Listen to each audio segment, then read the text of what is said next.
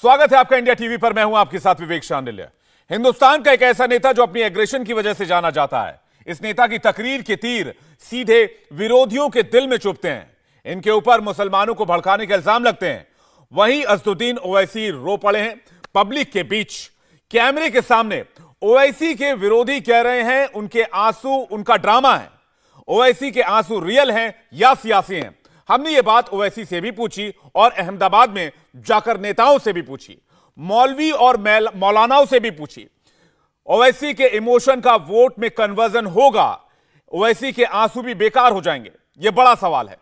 मुस्लिम के मोहल्लों में क्या हो रहा है, किसके नाम पर हल्ला है, किसके नाम पर सन्नाटा है, इसे सटीक तरीके से समझने के लिए आपको यह रिपोर्ट देखनी होगी।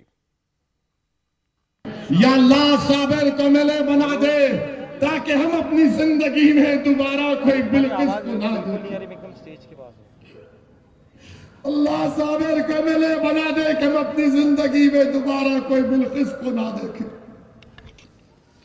अल्लाह साबिर को कामयाब बना दे अल्लाह, ताकि हम अपनी बेटियों को इस तरह बेबस ना देखें। या अल्लाह साबिर को मिले बना दे ताकि किसी बच्चे को चौराहे पर लाकर लटों से मारकर उसकी बेइज्जती ना हो। अल्लाह साबिर को कामयाब कर दे ताकि इन गरीबों की एक आवाज उठे अल्लाह, इन गरीबों के ताकत मिले अल्लाह, अल्लाह कामयाब कर दे। अपनी तकरीरों में शेर की तरह गरजने वाले भाईजान ओवैसी रो रहे हैं, मिन्नतें कर रहे हैं। अल्लाह तेरे खजाने में कोई कमी आने वाली नहीं। अल्लाह तू रज़्ज़ाक़ है, तू हय्युल क़य्यूम है। अल्लाह कामयाब कर दे।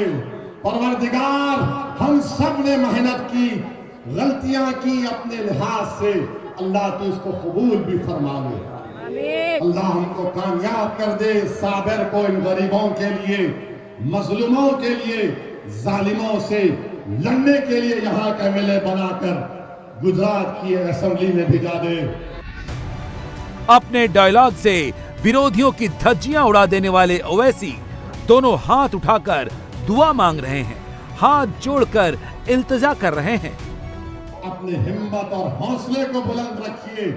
अल्लाह ने मुझे सिर्फ ये दो हाथ दी है, आवाज दी है। मैं इन हाथों से जोड़ता हूं और तुम्हारे सामने अल्लाह से दुआ भी करता हूं और तुम्हारे सामने भीख मांग रहा हूं। मेरे भाई, मेरी जिंदगी कब तक है मुझे नहीं मालूम, मगर मेरे अजीज दोस्तों, मेरे लिए नहीं, अपने बच्चों के लिए साबिर को कामयाब कर लो। अपनी औलाद के लिए साबिर को कामयाब कर लो। पतंग के निशान पर बटन दबाओ। और मैं जिम्मेदारी ले रहा हूं जमालपुर की, तो इंशाअल्लाह ताला 5 तारीख के दिन जमालपुर के आसमानों पर क्या नजर आएगा? किसका नाम उठेगा?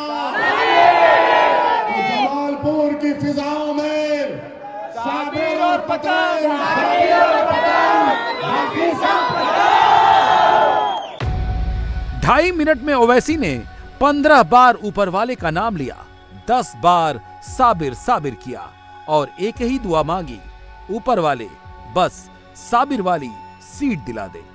वैसे तो AIMIM गुजरात में 13 जगह से लड़ रही है, लेकिन ओवैसी के दोनों हाथ जमालपुर खड़िया के लिए जैसे उठे वैसे कहीं नहीं उठे। इसका मतलब जानना जरूरी है कि क्यों साबिर को जिताने के लिए बेताब हैं भाईजान। दरअसल जमालपुर खड़िया में ओवैसी को कांग्रेस के पंजे से छुटकारा पाने की हवा दिख रही है और इसी हवा में उन्हें पतंग उड़ने की उम्मीद नजर आ रही है। ओवैसी को ऐसा क्यों लग रहा है वो समझ लेते हैं। जमालपुर खड़िया में 2,30,000 से ज्यादा वोटर हैं, जिसमें हिंदू वोटर 1,37,000, मुस्लिम वोटर 1,07,000 हैं। 2017 में लड़ाई बीजेपी और कांग्रेस के बीच थी। हिंदू वोट और मुस्लिम वोट मिलाकर कांग्रेस उम्मीदवार इमरान खेड़ावाला को 59% वोट मिले थे और वो करीब 35,000 वोट से बीजेपी से जीते थे। कहा जाता है कि मुसलमानों का पूरा वोट खेड़ावाला को मिला था, क्योंकि मौजूदा AIMIM के उम्मीदवार साबिर काबलीवाला ने 2017 में कांग्रेस के खेड़ावाला को निर्दलीय रहते हुए पूरा सपोर्ट किया था। साबिर काबलीवाला की ताकत का अंदाजा आप इसी बात से लगा सकते हैं कि 2012 में निर्दलीय चुनाव लड़ रहे चिप्पा मुस्लिम समुदाय के साबिर भाई काबलीवाला ने कांग्रेस का गेम खराब कर दिया था। मुस्लिम वोट बढ़ गए, बीजेपी को फायदा मिला और 40% से भी कम वोट पाकर बीजेपी का नॉन मुस्लिम कैंडिडेट चुनाव जीत गया। इसीलिए ओवैसी की जुबान पर साबिर हैं और टारगेट पर कांग्रेस है। कांग्रेस और एआईएमआईएम के बीच वोट की लड़ाई किस कदर बढ़ गई है, उसका ट्रेलर जमालपुर खड़िया इलाके में नजर आया। आजा आजा आजा आजा आजा आजा ऊपर आजा, मैं जवाब देता, आजा।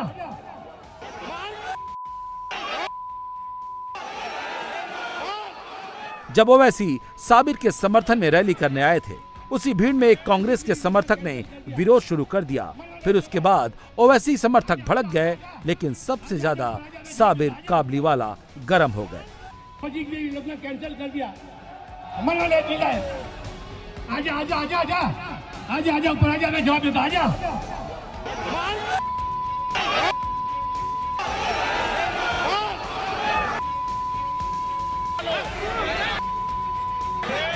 और जब ओवैसी तकरीर करने आए तो उसे बड़ा रंग दे दिया, पूरी की पूरी कांग्रेस को लपेट लिया।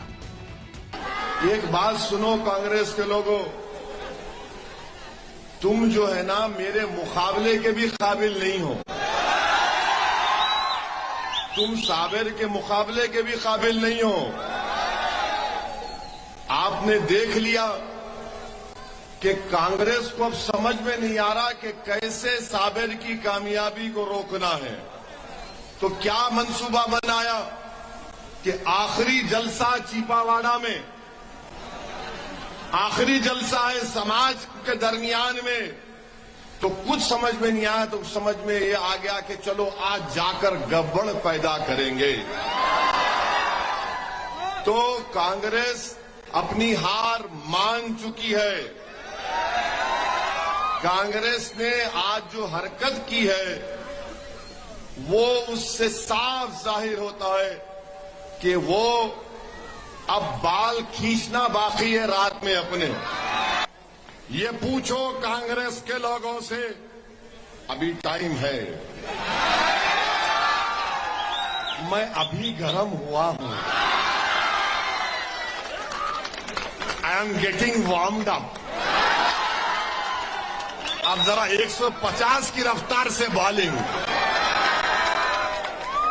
साबिर तो नहीं ठंडा होगा कांग्रेसियों। तुमने एक शेर को जख्मी कर दिया है। क्या आप एक हो गए? पूरा चीपावाड़ा एक हो गया है। एक हो गए, एक हो गए। दिल मिल गया, दिमाग मिल गया, सब भाई भाई हो गए, सब भाई भाई हो गए। तो फिर हाथा उठाकर बोलो, नारे तकबीर, नारे तकबीर। अब कांग्रेसियों को तो तुम तो गयो,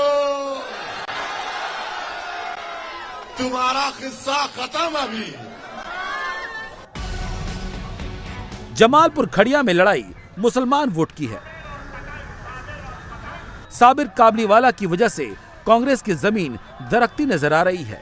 इसीलिए ओवैसी जहां जहां जा रहे हैं, कांग्रेस भी उनके पीछे पीछे आ रही है।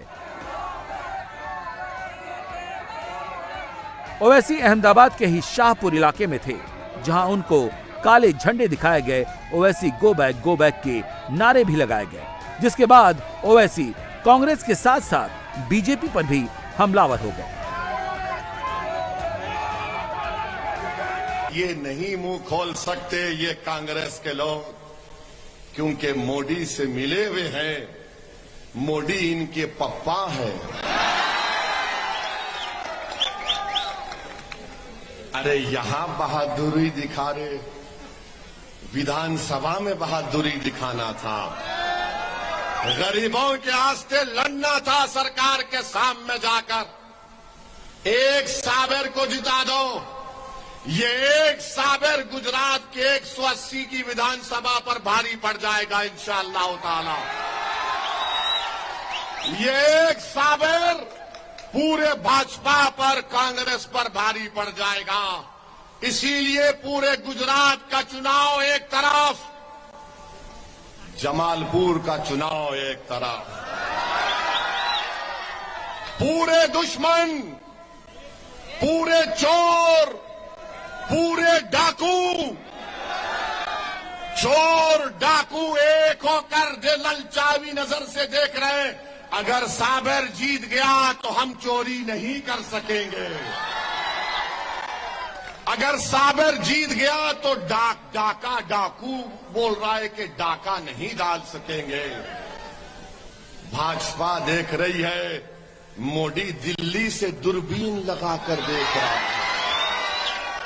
कि जमालपुर में क्या मामला है। अगर साबर जीत गया तो मोदी को मालूम ये साबर अब गर्म हो चुका है, ये रुकने वाला नहीं है। इसीलिए पूरे गुजरात के चुनाव की नजर अब जमालपुर पर है। मैं पहले भी कहा था, आज भी कह रहा हूं, यहां पर मुकाबला भाजपा का और मजलिस-ए-इत्तेहादुल मुस्लिमीन का है। यहां पर मुकाबला भाजपा के उम्मीदवार का और साबर का है। यहां पर मुकाबला आपके भाई, आपके बेटे, आपके दीवाना ओवैसी का मोदी के साथ है।